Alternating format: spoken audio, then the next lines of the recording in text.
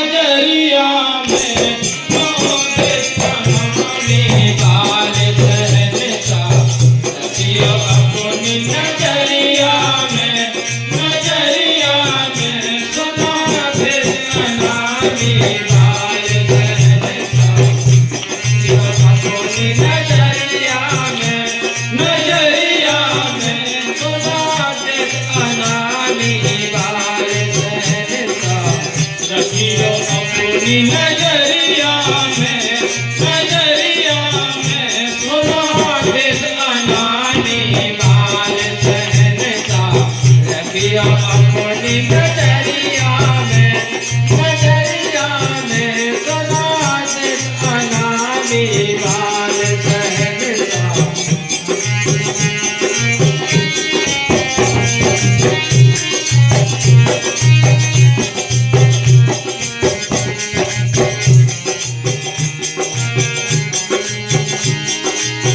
दया करो मैंने जय दाता, दया करो मैंने जय दाता, खाली पड़ा मेरा सिमरन खाता, खाली पड़ा मेरा सिमरन खाता। कुछ पूंजी मांगो गठरिया में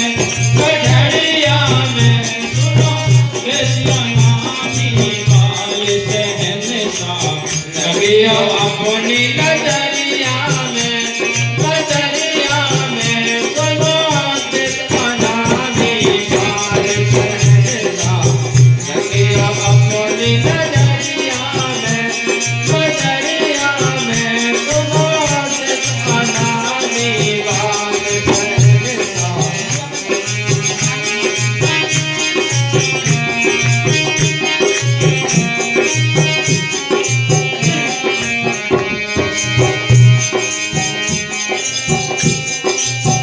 रिश्ते नाते झाड़ कटीले, रिश्ते नाते झाड़ कटीले, बिछियों के रंग रंग रंगीले, बिछियों के रंग रंग रंगीले। मेरे लाखों दाग चुनरिया में सुनो कृष्णानी बाल सहनसा रखियो अपनी नजरिया में सुनो दे अनानी बाल सहनसा रखियो अपनी नजरिया में। सतगुरु की मेहर से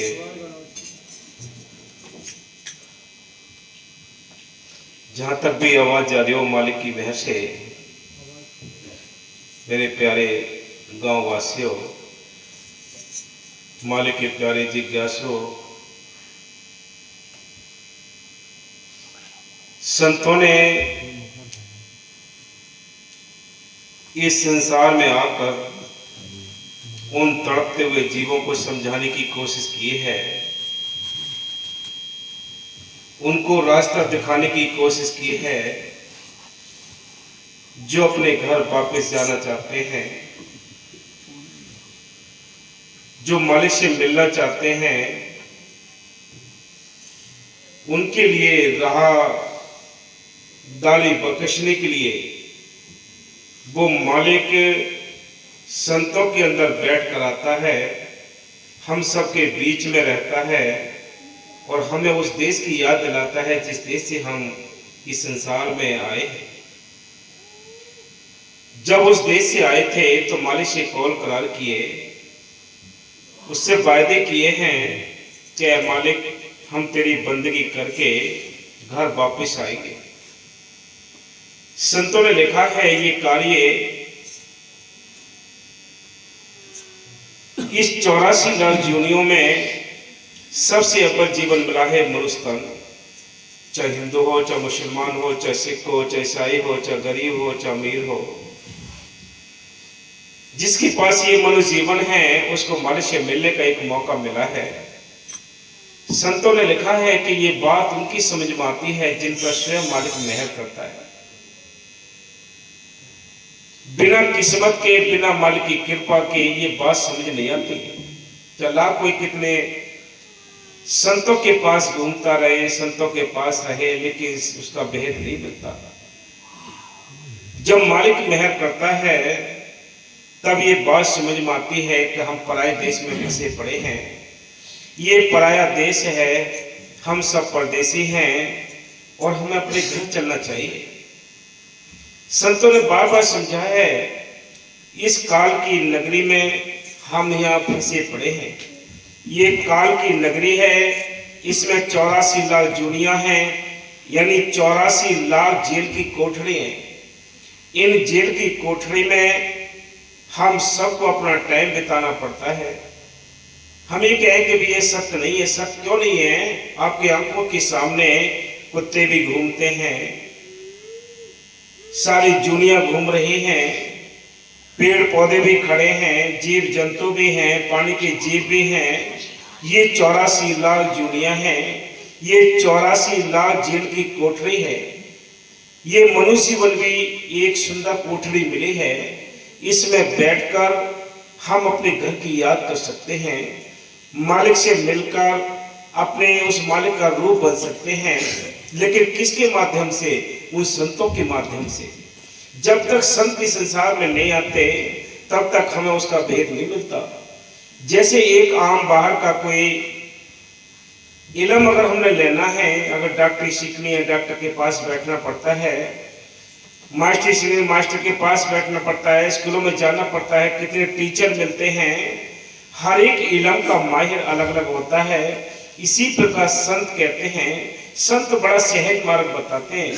वो कहते हैं कि आपने अगर उस मालिक से मिलना है, उसकी शांति अंदर लेनी है, तो हमें भी कोई ऐसे संतों की आवश्यकता पड़ेगी, ऐसे किसी मीडिएटर की आवश्यकता पड़ेगी जिनके अंदर वो मालिक प्रकट है। संतों ने पहले से भी बताया है, आज भी बता रहे हैं, आगे भी बताएंगे कि बिना संतों के उस मालिक का कोई भेद नहीं मिलता। हम उस मालिक को जानते हैं, उसको मानते हैं जो सारी दुनिया का मालिक है। सारी दुनिया का मालिक कौन है? जिसने खंड ब्रह्मांड देवी देवता बनाए हैं, वो राम सबके अंदर बैठा है। रामचंद्र जी नहीं, रामचंद्र जी को तो हिंदुस्तान जानता है, विदेशों में हिंदू अगर हैं तो वो जानते हैं, लेकिन और अदर कंट्री नहीं जानते वो, और कोई देश नहीं जानता। लेकिन हमें वो राम चाहिए जो विदेशों में भी जीवों का कल्याण करे। वो राम कौन सा है? वो जिंदा राम है, जिंदी ताकत है, आप सबके अंदर बैठी है। लेकिन उसको भेद ही चाहिए, उसको बताने के लिए।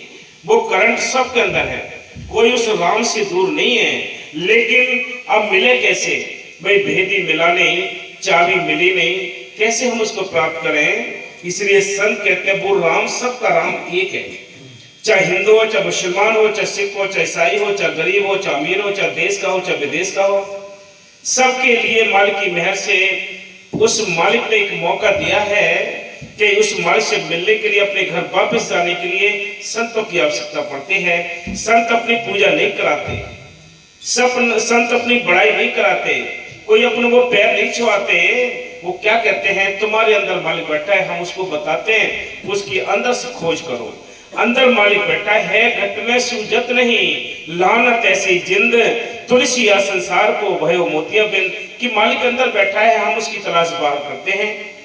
बाहर आज तक किसी को नहीं मिला है। कोई भी ग्रंथ शास्त्र उठाकर देख लीजिए, किसी भी ग्रंथ के अंदर या संतों के मुख से वो मालिक बाहर नहीं मिला है। जब भी मिला है संतों के जरिए मिला है। जब भी मिला है आंखें बंद करो, अभ्यास करो, अंदर उसके नजारे देखो। ये तरीका मालिक से मिलने का है और तरीका कोई है ही नहीं।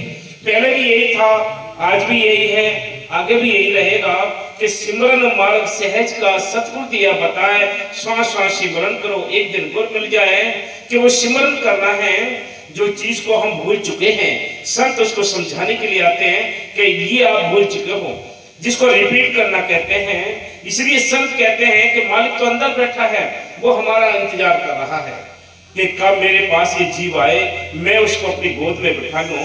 बाबा मस्ताना जी ने अपने वचन में लिखा है कि जब जीव एक कदम उस मालिक की ओर को रखता है तो वो मालिक करोड़ों कदम इसका हाथ पकड़ने के लिए नीचे आ जाता है। हम एक कदम नहीं रखते उसके लिए, तो वो करोड़ों कदम क्यों आएगा? क्या उसके टक रही है? इसलिए संत कहते हैं वो बेफिक्र रहता है। हमें चिंता होनी चाहिए कि मालिक हमसे दूर है, हम मालिक से दूर हैं, हम यहाँ पराये देश में फंसे पड़े हैं। ये लक 84 का जेल खाना है। इस आत्मा को सारी दुनिया में जाना पड़ता है कि लक 84 खत्म हो गई ना, कोर्ट कलप विचार गए, नाक में दम आ गया, मरते मरते हार गए, रोज मरना रोज जीना, ये सिलसिला समाप्त नहीं होता। इसलिए संत कहते हैं कि संतों का जो उपदेश होता है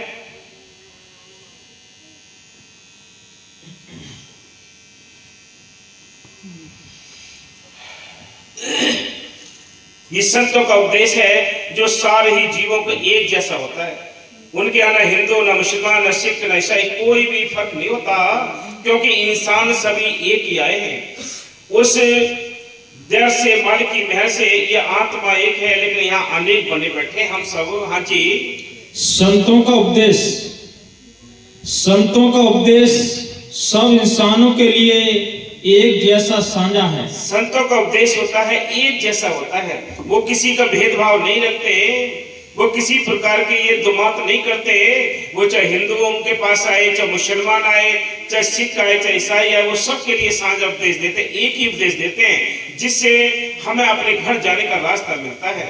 रामायण के अंदर लिखा है कि कलयुग केवल नाम आधारा, सिमर सिमर नर उतरे पारा। बिना सिमरन के किसी का उद्धार नहीं होना है, लाख कोई मत्था मार ले। जिनका राम भरोसा भारी, ताको डर नहीं लागे रे। भूत प्रेत डाकिनो रसायनी, देखत दूर भागे रे। कि भूत प्रेत ये पास नहीं आते अगर किसी को सच्चा राम मिला है, सच्चा नाम मिला है। सच्चे नाम में इतनी बड़ी ताकत है कि ये बीमारियां दूर रहती हैं। इसलिए संत कहते हैं कि मालिक तो अंदर बैठा है, हम उसकी तलाश बाहर करते हैं। बाहर क्यों करते हैं? क्यों हमें कोई ठीक रास्ता बताने वाला कोई संत नहीं मिला। अगर ठीक रास्ता बताने वाला संत मिल जाता तो हम अब तक अपने घर पहुंच गए होते। या 84 में धक्के क्यों खा रहे होते? कभी कीड़े बनते, कभी मकोड़े बनते, कभी पेड़ पौधे बनते, पशु पक्षी बनते हैं।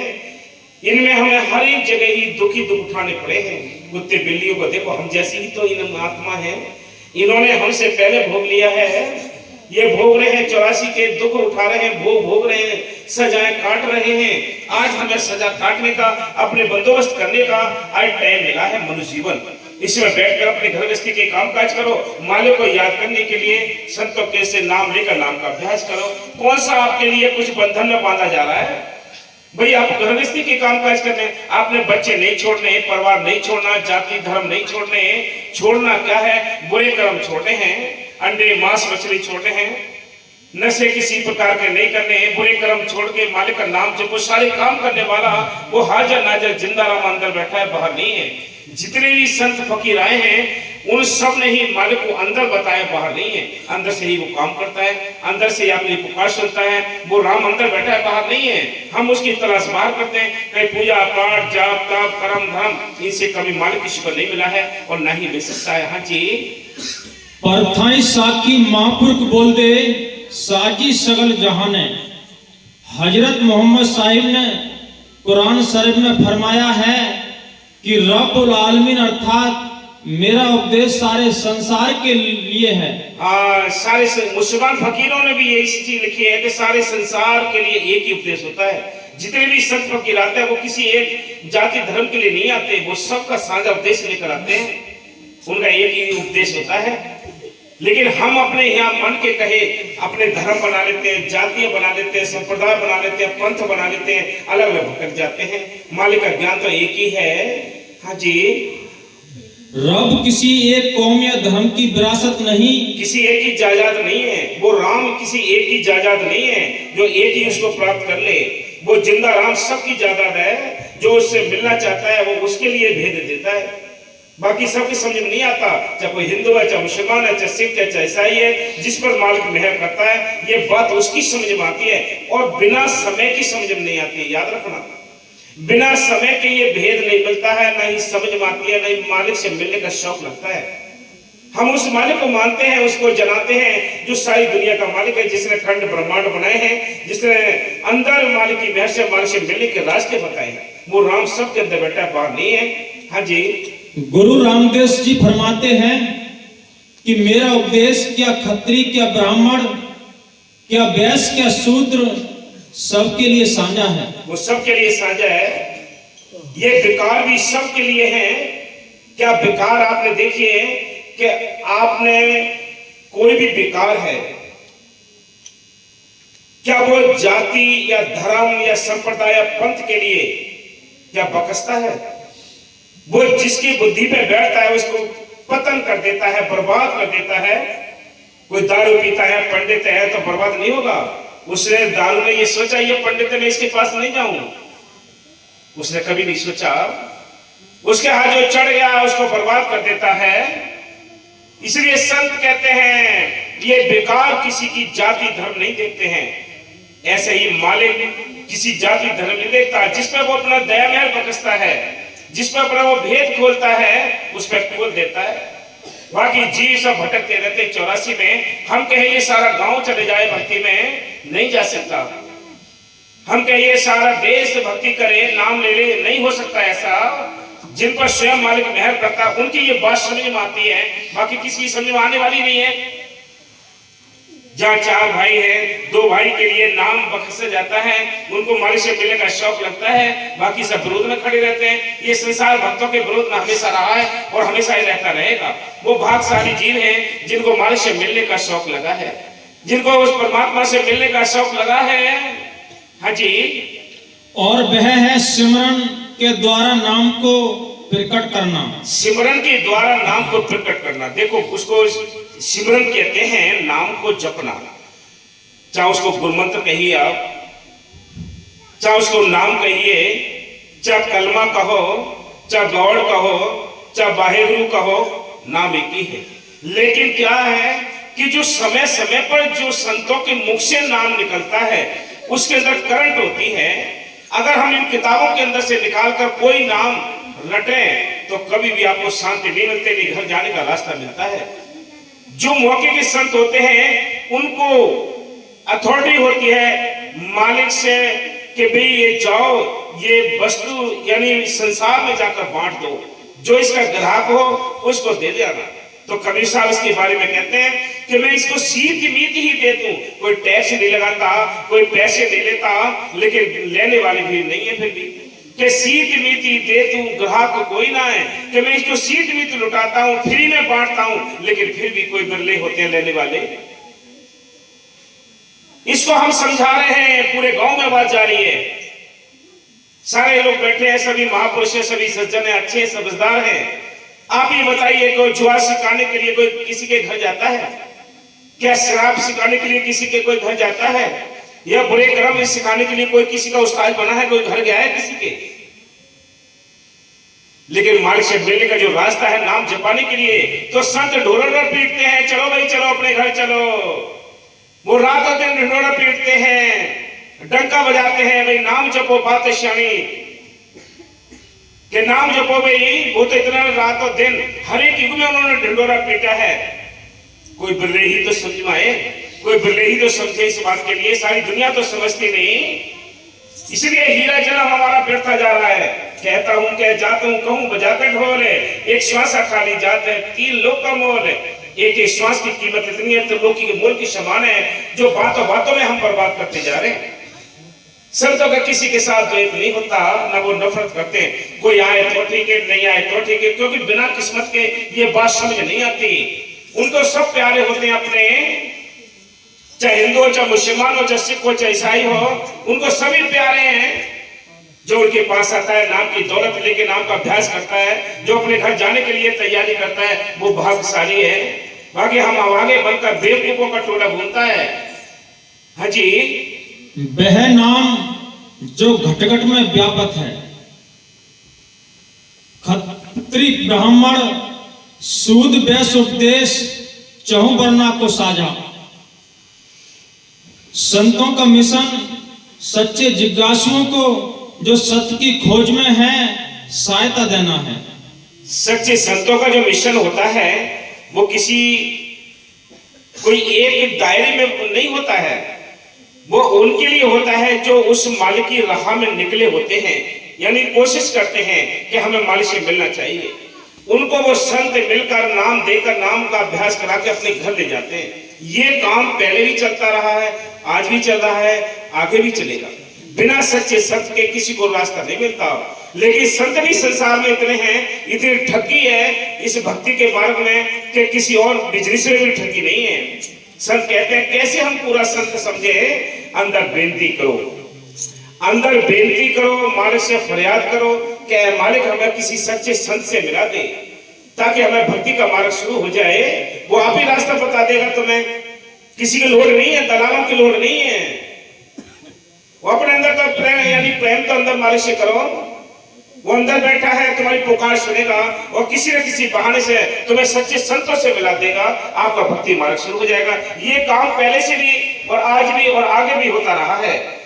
पहले भी जो रूहें गई हैं, जो आत्मा अपने घर गई हैं, वो नाम के जरिए गई हैं, संतों के जरिए गई हैं। हम कितने ही लाभ कोशिश कर लें, कुछ भी नहीं होना है। बाहर के कितने पूजा पाठ कर लें, आप करोगे जरूर, क्योंकि संस्कार में नहीं है। अगर संस्कार में होगा ये काम तो आपको नाम मिलेगा। हम कहेंगे सारे बुरे हैं, बुरे कोई नहीं है, सब अपने कर्मों के बुरे हैं, सबके साथ अपने अपने कर्म है, कोई बुरा नहीं। सब किसी से नफरत नहीं करते हैं। इसलिए संत कहते हैं, हाँ जी, वह सत्य अर्थात सच्चा नाम या शब्द। मुर्दे के पीछे कहते हुए जाते हैं जिंदे लोग कि राम नाम सत्य है, सत्य बोलो मुक्त है। इसका विचार किया है कभी? कभी विचार किया है? कोई विचार नहीं करता। वो मुर्दा इशारा देता है हमारे लिए। वो क्या कहता है कि मेरे अंदर संत करंट थी, वो सत्य शब्द था, लेकिन मेरे अंदर से वो निकल गया है। मैं चार कंधों पर बैठ के अपने घर शमशान जा रहा हूं, तुम जिंदे पीछे आ रहे हो। तुम्हारे अंदर वो सत्य है, वो शब्द है, तुम इससे काम लो। सबके अंदर शब्द रूप में वो मालिक बैठा है, लेकिन जो ताला खोलेगा उसी को तो मिलेगा। सारी दुनिया को तो मिलता नहीं। ना पहले सारी दुनिया को ये भेद मिला है, ना मालिक मिला है, ना आज ना आगे।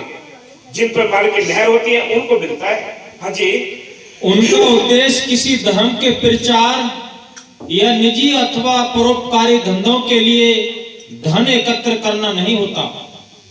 उनका उपकार क्या अमीर क्या गरीब, क्या हिंदू क्या मुसलमान, क्या सिख क्या ईसाई, क्या कर्मी धर्मी क्या पापी, सबके लिए बराबर है। उनकी दृष्टि केवल आत्मा और अध्यात्मकता की तरफ जाती है। वे राजनैतिक या सामाजिक कि संत कहते हैं कि धोबी के पास जो कपड़े जाते हैं वो साफ नहीं जाते, कोई प्रेस के कपड़े नहीं जाते हैं। धोबी के पास जो कपड़े जाते हैं वो सारे ही गंदे होते हैं। धोबी कभी ये पक्षपात नहीं करता है कि ये गंदा है या ये कम गंदा है, उसको तो सबको धोना है। कूटा काटी सबकी करनी है उसने। वो पलट पलट के देखता रहता है कि ये दाग रह गया, इसको फिर कूटता है। इसी प्रकार संत कहते हैं कि संत भी एक हम सबके कर्म धोने के लिए, कर्म उठाने के लिए हम सबके बीच में ये धोबी का काम करते हैं। हमारे कर्म हैं जो जुगों जुग से चले आ रहे हैं, उनको साफ करने के लिए संत मौजूदा रहते हैं। वो आपके जब मेहर करेंगे तो आपके कर्मों को नहीं देखते। जब वो मेहर करेंगे तो आपकी जो पापों की गठड़ी है वो एक चिंगारी में ही स्वाह कर देंगे, आपको परम पद बख्श देंगे। इसलिए संत कहते हैं उसके दरवाजे पर पड़े रहो कि हमारे तू दया कर दे, हम तेरे दर के भिखारी हैं, तू दया कर दे, हम पर कृपा कर दे। उसके दरवाजे पर आप यानी दीन बनकर पड़े रहो, वो एक न एक दरवाजा खोल देगा। हाँ जी,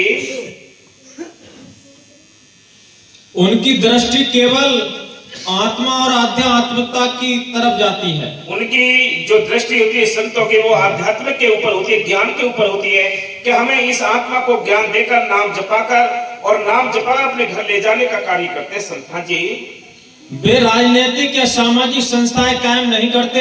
वो राजनीति या झगड़े में नहीं पड़ते, वो तो इस आत्मा के साथ प्यार करते हैं। इसको अपने घर ले जाने के लिए दुखी होते हैं कि ये कहां 84 के जेल खाने में आत्मा पड़ी है, यहाँ दुख उठाती है।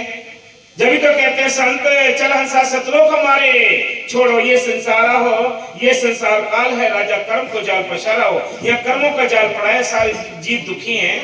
संत हाय करते हैं कि ये सारे जीव दुखी हैं, हमारी बात मान जाए, कोई अपने घर चला जाए। ये नाम इतनी शक्ति रहता है, अगर ठीक तरीके से विश्वास के साथ आप इसको जपोगे, भूत प्रेत देवी देवता कोई घर के अंदर नहीं घुस सकता। ये चैलेंज इस नाम का है कि खंड ब्रह्मांडों का मालिक है, कोई एक किसी दायरे में नहीं आता, किसी एक जाति में नहीं आता, किसी एक धर्म में नहीं आता। वो उस मालिक का बख्शा हुआ नाम है जो संतों के अंदर बैठकर हमें हिदायत करता है। हाँ जी, ना कोई नया धर्म या संप्रदाय बनाते हैं, हाँ जी, और ना पुराने संप्रदायों से संबंधित उपदेश देते हैं। बस बोलो।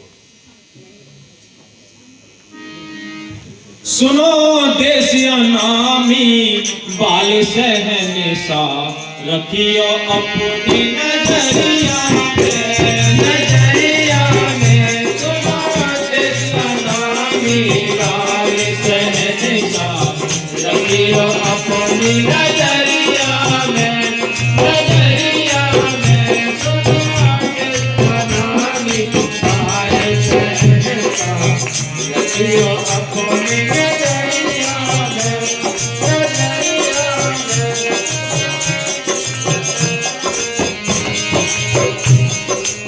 रिश्ते नाते ठाड़े कटी। देखो मन की बहस से और समझने की बात है। दो ताकतें हैं, एक ताकत वो है जो मालिक की ओर जाने से हमें रोकती है, वो भी अंदर है। एक ताकत वो है जो हमें मालिक की ओर चलने के लिए हिदायत करती है, चलो भी भक्ति कर लो, कब चलो भी भजन करो, चलो भी सत्संग सुनो। अब आप ही देखो सबके अंदर ये ताकत दोनों हैं, कोई तो नेगेटिव रहती है, कोई पॉजिटिव रहती है। इसलिए संत कहते हैं ये सारी जो बीमारियां हैं ये काल में ऐसे डाल रखी है ताकि कोई भी आत्मा भजन ना कर सके।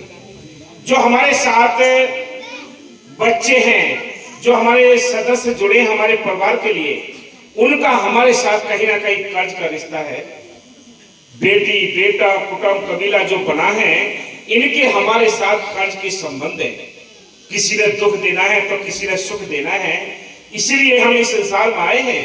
ये संसार एक फसल है, यहाँ हम सबको अपनी अपनी फसल काटनी ही पड़ेगी। ये कर्मों का खेत है। यहाँ हम ये सोचे ये बुरा है, बुरा कोई नहीं है। उसने अपना एवज लिया है हमसे, उसने अपना लेना देना पूरा किया है। यहाँ हिसाब राय राय का होता है। इसलिए संत कहते हैं विचार करो, बेटा के लिए वही अक्षर उसके लिए यूज होते हैं जो अपने माँ बाप को मारता है। वही अक्षर उस बेटे के लिए यूज होते हैं जो माँ बाप की सेवा करता है, कदर करता है, सम्मान करता है। बात तो एक ही है, बेटा तो वो दोनों है, लेकिन क्या है उसके बीच में अंदर क्या है, वो कर्म का लेखा है। चाहे कोई बेटी बनके, चाहे बेटा बनके, चाहे भाई बनके, चाहे रिश्तेदार बनके, चाहे साहूकार बनके अपना अपना हिसाब चुकता करते हैं। हम कहते हैं ये बुरा है, इसने हमें साथ बुरा किया है। बुरा नहीं है, वो अपना हिसाब कर रहा है तुमसे। अगर ये हिसाब हमने भजन सुमन से नहीं काटा तो ये हमारे साथ जाता है और अगले जन्मों में प्रारब्ध बनकर आती है, और फिर हम इन सारी दुनियाओं भोगने के बाद मनुष्य जीवन में संगाती है। कोई कहता है कि भाई ये कर्म नहीं होते, होते कैसे नहीं है। कोई बच्चे गर्भ के अंदर मर जाते हैं, कोई एक आध महीने के बाद मर जाते हैं, कोई और जवान होकर मर जाते हैं। क्या उनको रोक सकते हैं? उन्होंने जैसे जैसा जिसका लेना देना है वो अदा किया और यहाँ से चला चली हो जाती है। इसलिए संत कहते हैं ये कर्मों की यहाँ दुनिया है, यहाँ अपने अपने कर्म हमें भुगतने पड़ते हैं। लेकिन संत इसमें रियायत करते हैं। याद रखना, संत क्या रियायत करते हैं? संत जब नाम देते हैं और इस आत्मा को जगाते हैं तो काल जो यहाँ का डिसीजन करता है, जो अदालत में है, काल धर्मराज जिसको कहते हैं, वो क्या कहता है कि इस आत्मा ने ये जुर्म किए हैं। संत दरबार में खड़े होकर कहते हैं कि अगर ठीक है इसने जुर्म किए हैं तो हम इसको नाम देकर, नाम का अभ्यास करा के ये सारे जुर्म इसके माफ करा देंगे। तो काल कहता है, धर्मराज कहता है तो ठीक है आप इसको ले जाओ, नहीं, ये 84 जेल खाने में सारी आत्मा फंसी पड़ी है, अपने कर्मों का बोझ ढो रही हैं। इसलिए संत कहते हैं, फिर संत नाम देते हैं। नाम का अगर ठीक तरीके से अभ्यास कर ले कोई, तो संत सूली से सूल कर देते हैं। बहुत बड़ा एक सख्त कर्म को भी बहुत मामूली सा मतलब करके उसको ठीक कर देते हैं। इसलिए संत कहते हैं, ये मौका है, इसलिए हीरा जन्म मिला है। ये भाई बंधुओं में रहते हुए, बाल बच्चों में रहते हुए, परिवार में रहते हुए, इस संसार में रहते हुए अपना काम कर लो, अपना काम करो। इसलिए संत कहते हैं कि रिश्ते नाते झाड़ कटीले, जैसे हम झाड़ियों में फंस जाते हैं और यानी परिवार की कलेशों में जब फंसते हैं तो वो झाड़ हमें याद आते हैं कि हम झाड़ियों में फंस के बड़े दुखी हैं, बड़े परेशान हैं हम। संत कहते हैं तू भजन कर, तो कहता है जब तुम पालोगे बच्चों को, उसका भजन कहता है। उसके सिर पर रखा हुआ कर्मों का भजन कहता है कि बच्चे ना पालू तो क्या करूंगा, तुम पालोगे, कौन पालेगा बच्चों को। लेकिन क्यों कहता है कि भजन ज्यादा सिर पर है। किसी कोई रास्ते से निकल कर जा रहा हो, सिर पर गठरी हो उसकी भजनदार, उससे कहा जाए कि भी तू रुक जा थोड़ा, तो कहता है तुम्हें दिख नहीं रहा है मेरे सिर पर कितना भजन है। इसलिए संत कहते हैं हम सबको दिखाई नहीं देते। ये संसार में कोई रिश्ता नहीं है, रिश्ता है तो कर्ज का है। ये कर्म गत टारा न टरी, ऋषि मुनि वशिष्ठ ज्ञानी शोध के लगन धरी, सीता हरण मरण दशरथ को वन में विपद पड़ी। राजशाही परिवार में रामचंद्र जी पैदा हुए, क्या पता था उनको वनों में ठोकरें खानी पड़ेंगी, एक श्वास भी उनकी सुख में नहीं बीती। बोलो हम कौन बेचारे हैं, हम क्या माफ हो सकते हैं। माफ करने वाली जो जुगत है वो है नाम। नाम जपो रे बात शाणी, बिन कोई जग तो होगी हानि। बिना नाम जपे कोई सुख नहीं पा सकता। सुख मिलना है नाम जपने से मिलना है। बाहर के संत कहते हैं मैं अपने प्यारे भक्तों को 3 दातें देता हूं। कृष्ण भगवान ने लिखा है, कौन सी, एक गरीबी, एक बीमारी, एक निरादरी। ये 3 दाता हैं जो सच्चे प्रेमी, सच्चे आशिक, सच्चे मालिक के भक्त लेते हैं, बाकी कोई नहीं ले सकता इनको। सारी दुनिया वो चीजें मांगने जाती है संतों के पास कि हमारे दुख दूर हो जाए, या हमें सुख मिल जाए, या बेटी बेटा की शादी हो जाए। तो इसके बारे में कबीर साहब ने कहा है कि ऐसी दुनिया भई दीवानी, भक्ति भाव न पूजे जी। कोई तो आवे बेटा मांगे हमें गुस्सैया दीजिए, साच का कोई ग्राहक नहीं है, झूठे जगत पति जी कि साच का तो ग्राहक नहीं, वो सत्य ताकत का तो ग्राहक नहीं है कोई सारी दुनिया वो चीजें मांगती है जिससे हमारे बंधन खड़े हो जाते हैं, हम और कर्जदार बन जाते हैं। हाँ जी, बिसियों के रंग रंग रंगीले, बिसियों के रंग रंग रंगीले, लाखों ताज चुनरिया में सुनो कृष्ण नामी बाल से। हमारे ऊपर कितने दाग लगे हैं किसके विषय विकारों के, इनको कौन धोएगा, हम अपने आप धोएंगे। नाम जपोगे ये दाग धब्बे सब धीरे धीरे छोड़ने शुरू हो जाएंगे, हम अपने घर जाने के लायक बन जाएंगे। ये रिश्ते नाते कुटुंब कबीला इनसे दूर भागने की कोशिश ना करो, क्योंकि इनके साथ हमारे कर्ज के रिश्ते हैं, ये कर्ज हमें चुकाना पड़ेगा। अगर अभी आपने इनको छोड़ दिया तो याद रखो अगले जन्म में फिर वही मिलेंगे आपको, फिर आपको फिर पछताना पड़ेगा। इसलिए संत कहते हैं भाई आज कर लो ये निपटारा, ये फैसला, ये आज जो कुछ करना है आज कर लो। ये मलकारा सिलाल दुनिया है जिसमें 30 लाख प्रकार के दरख्त हैं, 27 लाख प्रकार के कीड़े मकोड़े हैं, 14 लाख प्रकार के पक्षी हैं, 9 लाख प्रकार के पानी के जीव हैं, 4 लाख में भूत प्रेत देवी देवता मनुष्य जीवन। ये सारी दुनिया में अपन जीवन मिल गया तो मनुष्य तन मिला है। इसमें बैठ कर भी तुम भजन ना कर सके तो आगे गधा घोड़े कीड़े मकोड़े पेड़ पौधे पशु पक्षी बनकर भजन नहीं कर सकते। ये चैलेंज है, बात मानी ना मानी तो आपके संस्कार के ऊपर है।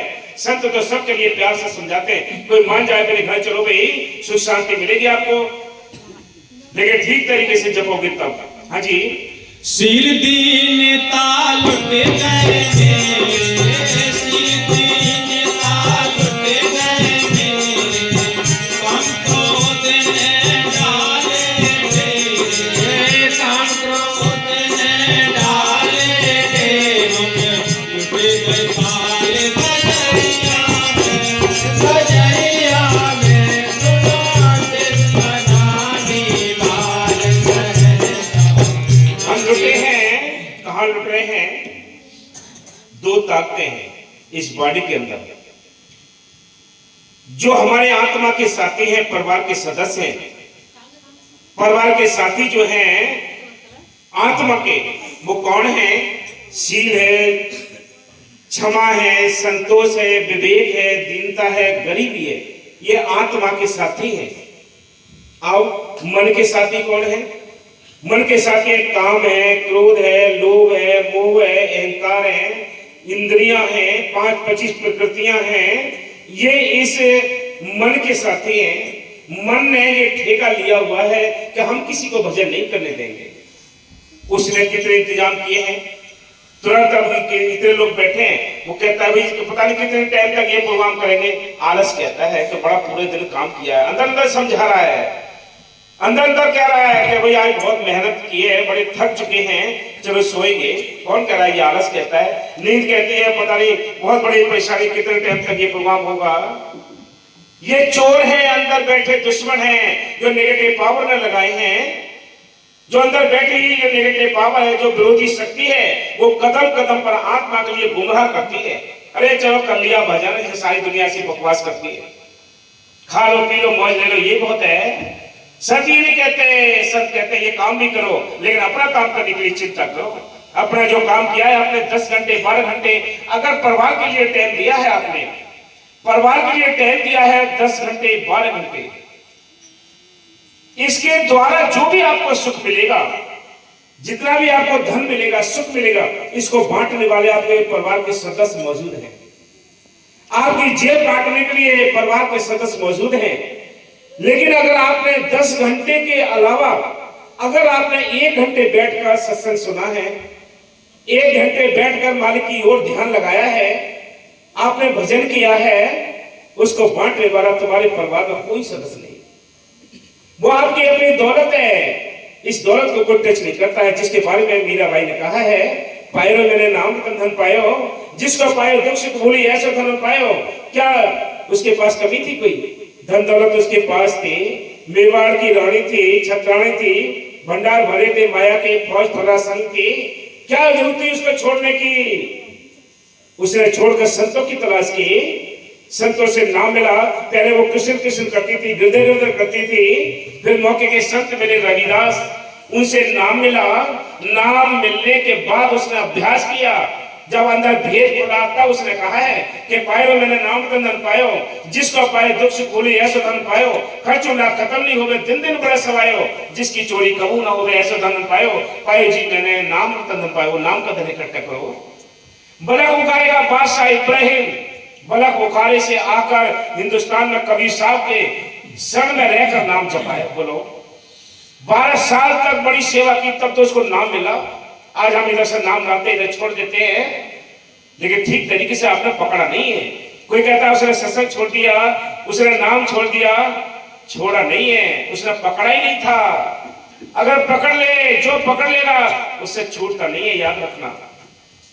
एक संत एक जैसा नाम देते हैं, लेकिन ये उसके अपने संस्कार कैसे हैं, कैसी उसकी हृदय रूपी जमीन है, उस पर निर्भर करता है। ये उस पर ये निर्भर करता है कि कैसे उसके यानी कर्म है, उसके ऊपर असर करता है। ज्यादा उज्जवल उसके संस्कार हैं तो नाम बहुत रस देता है, नाम बहुत रंग चढ़ा देता है, फिर वो इधर उधर भाग दौड़ में लगा रहता है जी। तो और प्रेमी कहते हैं कि नाम तो हमें भी दिया है, ऐसा तो कहीं ना कि सब भागते रहो भाई, आश्रम पर पड़े रहो है। वो कहता है जिस पर रंग नहीं है, वो कहता है जिसके पास संस्कार अच्छे नहीं है, वो ये बातें कहता है। लेकिन जो घायल की गत घायल जाने, फिर कहते हैं घायल की गत घायल जाने की जन घायल होए, कि जो घायल होता है, जो मालिक का प्यारा होता है, वही जानता है इस चीज को, बाकी सारी दुनिया नहीं जानती है। फिर कहती है मीरा कि हेरी में तो प्रेम दवानी, मेरा दर्द ना जाने कोई, सूली ऊपर सेज पे आती किस बिद मिलना हुए। ये आसान होता तो सारी दुनिया भजन कर लेती, ये आसान नहीं है, आसान नहीं है। भजन करना है काम, दुनिया से, इस संसार से मुकाबला करना, अंदर दुश्मनों से मुकाबला करना, फिर कहीं जाकर भजन बन सकता है। ऐसे नहीं, ये लुका छिपी में तो कोई भजन कर ही नहीं सकता। कि कोई क्या कहेगा, कोई कहेगा अरे जब सत्संग हो गए, कोई कहेगा ये आप वहां जाने लगे। ये लुका छिपी जब तक नहीं छूटेगी तब तक कोई निर्भय होकर भजन नहीं कर सकता।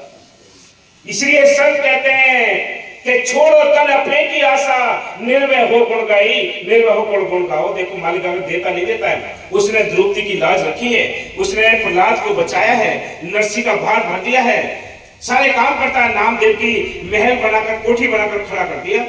हाँ जी, शील दीनता लुटे गए हैं। अब ये शील दीनता सारे लुट गए।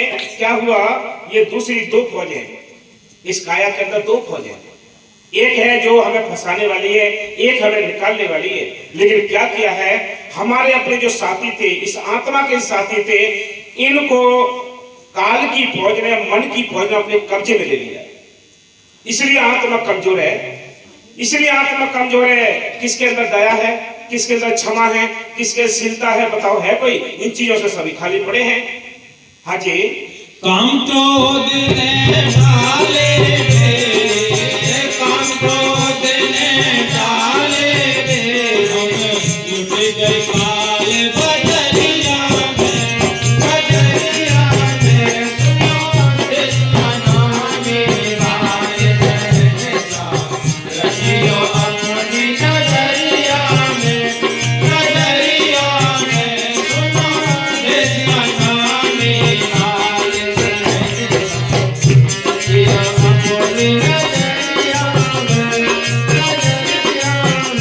एक और बात याद रखो, जहां संत अपना अवतार लेते हैं, जिस जगह वो अपना अड्डा लगाते हैं, वो गांव, वो प्रेमी सारे भाग्यशाली होते हैं। हमारी औकात नहीं कि हम आपको समझा सकें, वो मालिक ही दया मेहर करता है, वो मालिक ही कृपा करता है जो बोलने की, आपको समझाने की। बाकी हमारी अपनी कोई ताकत नहीं। वो मालिक ना बड़ा है, वो किसी से भी कुछ भी बुला सकता है।